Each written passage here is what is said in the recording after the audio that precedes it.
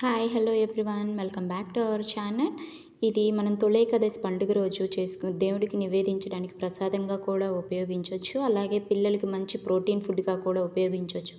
ఇది ఎలా తయారు చేసుకోవాలో చూద్దాం. ఫస్ట్ ఒక గ్లాసు రైస్ తీసుకొని రైస్ని బాగా క్లీన్ చేసేసి మొత్తం స్ట్రైన్ అవుట్ చేసుకోండి.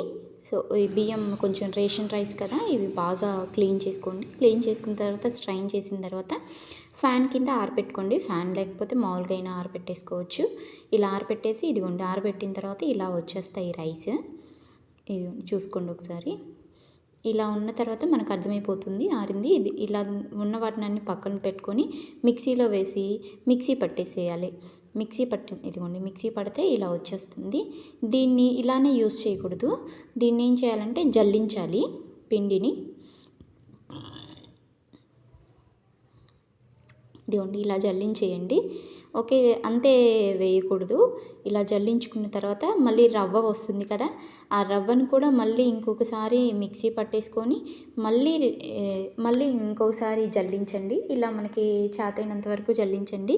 ఇంక రిమైనింగ్ రవ్వ అనేది వేస్ట్ చేయాల్సిన అవసరం లేదు. ఆ రవ్వను మనం దోసపిండిలలో వాడుకోవచ్చు. దోసపిండి పట్టేటప్పుడు దాన్ని దోసపిండిలో కూడా వేసుకోవచ్చు. ఇదిగోండి, ఇంక ఈ రవ్వని నేను తీసి పక్కన పెట్టుకుంటున్నాను. దోసపిండిలో యూస్ చేసుకుంటాను నేను తర్వాత. ఇంక ఇదిగో ఇలా వచ్చేస్తుంది పిండి అంతా. ఇలా జల్లించిన తర్వాత ఇలా మెత్తగా పట్టుకోండి. ఇదేంటంటే పూర్వకాలంలో కూడా బాగా పెద్దవాళ్ళు బాగా చేసేవాళ్ళు. మన అమ్మ వాళ్ళ కాలంలో మన నుంచి అది పక్కకు వెళ్ళిపోయింది.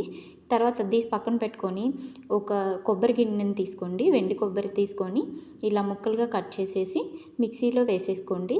ఇది నేనైతే మిక్సీలో వేసుకున్నాను. మీరు తురుముకోవాలి అంటే తురుముకోకూడవచ్చు. నేనైతే మిక్సీలో వేసేసాను. ఇదిగోండి, మిక్సీలో వేసిన తర్వాత ఇలా వచ్చేస్తుంది. ఈ పిండిలో కలిపేసేసి పక్కన పెట్టేసిన తర్వాత దీన్ని ఏంటంటే స్టవ్ ఆన్ చేసి స్టవ్ మీద ప్యాన్ పెట్టేసి ఈ పిండిని మొత్తం బాగా వేపుకోవాలి. దీంట్లో అంతా వేపుకునే దాంట్లోనే ఉంటుంది. దీనిలో రుచి అంతా సిమ్లో పెట్టేసేయండి. మీడియం ఫ్లేమ్లో పెట్టద్దు, అలానే హై ఫ్లేమ్లో కూడా పెట్టద్దు.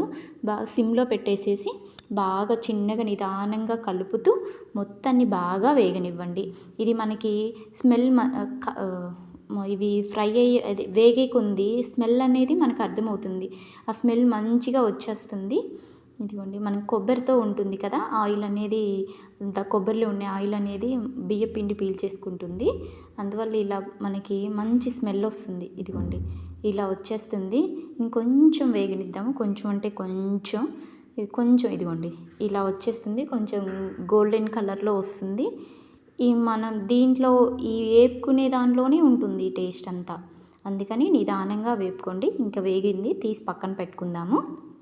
తీసి పక్కన పెట్టుకొని అదే బాండీలో స్టవ్ మీద పెట్టుకొని కొంచెం నెయ్యి వేసుకుందాము.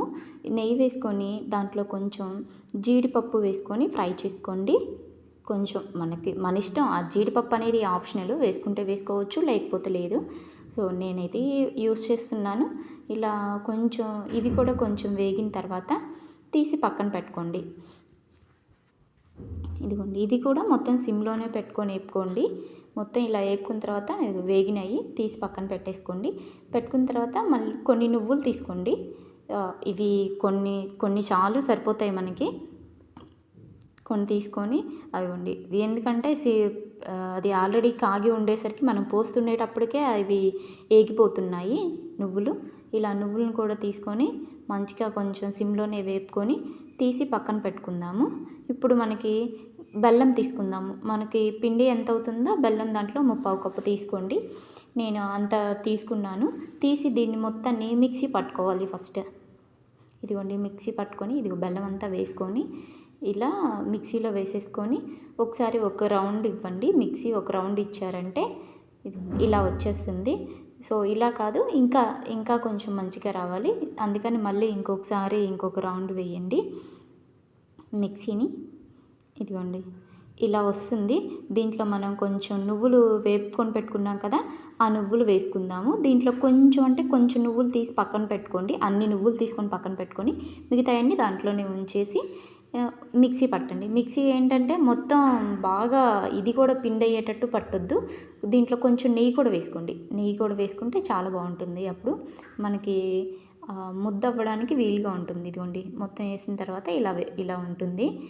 ఇప్పుడు చూస్తే మనకి అదిగోండి కొంచెం ముద్ద అవ్వడానికి వీలుగా ఉంది. అందుకని దీన్ని తీసి ఒక ప్లేట్లో వేసుకోండి. ఇదేంటంటే మిక్సీలో కాదు, మనం ఇంకా మన దగ్గర రోకలి ఉంటే బాగా అలా చేసుకొని చేస్తే, పూర్వకాలంలో అయితే అలా చేసేవాళ్ళు. బట్ మనకి ఇప్పుడు అలాంటివన్నీ అవైలబిలిటీ లేవు కదా. ఇంకా అందుకని మనం ఇలా మిక్సీలో వేసుకుందాము. ఇదిగోండి కొంచెం నెయ్యి వేసుకొని మొత్తాన్ని ఇలా బాగా పిసకండి. దాంట్లో ఉన్న మొత్తం ఇందాకలా మిగిలిన నువ్వులు కూడా ఇప్పుడే వేసేసేయండి. ఇలా వేసేసి దాంట్లో కొంచెం నెయ్యి వేసి బాగా పిసకండి. పిసికితే ఇదిగోండి ఇలా మనకి బాగా ముద్ద అవుతుంది. ఇదిగో చూడండి ముద్ద ఎంత బాగా ముద్దయిందో. ఇది దీంట్లో నెయ్యి కూడా వేస్తాం కాబట్టి, నెయ్యి కొబ్బరి అంతా ఉంటుంది కాబట్టి టేస్ట్ అనేది చాలా బాగుంటుంది. ఇదిగోండి ఇలా ముద్దవుతుంది. బాగా పిసకండి పిండి, అప్పుడే బాగా ముద్దవుతుంది మీకు. బాగా నలిపేసి ఇలా కొంచెం కొంచెంగా తీసుకొని ముద్దలు మన ఇష్టం. పెద్దగా చేసుకోవాలంటే పెద్దగా చేసుకోవచ్చు, చిన్నవి కావాలంటే చిన్నవి. ఇవి ఎక్కువగా పూర్వకాలంలో బాగా చేసేవాళ్ళు. బట్ ఇప్పుడు మనకంతా ఎవరు చెయ్యట్లేదు. మొత్తం ఇది కనుమరుగైపోయింది. ఇది ఎవ్వరు మ్యాక్సిమం నాకు తెలిసి అయితే మా అమ్మ వాళ్ళు ఎప్పుడో నా చిన్నప్పుడు చేశారు. అంతకుమించి ఇంకెప్పుడు నేను చూడలేదు, నేను తినలేదు. ఇప్పుడే కొత్తగా మా అమ్మ దగ్గర నేర్చుకున్నాను. ఇదిగోండి ఫైనల్గా ఇలా వస్తాయి. ఇలా చేసిన తర్వాత ఇది మా అక్క నేర్పించింది నాకు. మా అమ్మ నుంచి మా అక్క నేర్చుకుంది, మా అక్క నుంచి నాకు మా అక్క నేర్పించింది. నేను మా అమ్మ చిన్నప్పుడు చేసేటప్పుడు చూశాను కానీ ఎప్పుడు చేయలేదు. మా అక్కగా నేర్చుకొని నాకు నేర్పించింది మా అక్క. దెన్ ఫైనల్గా thank you for watching. Please subscribe.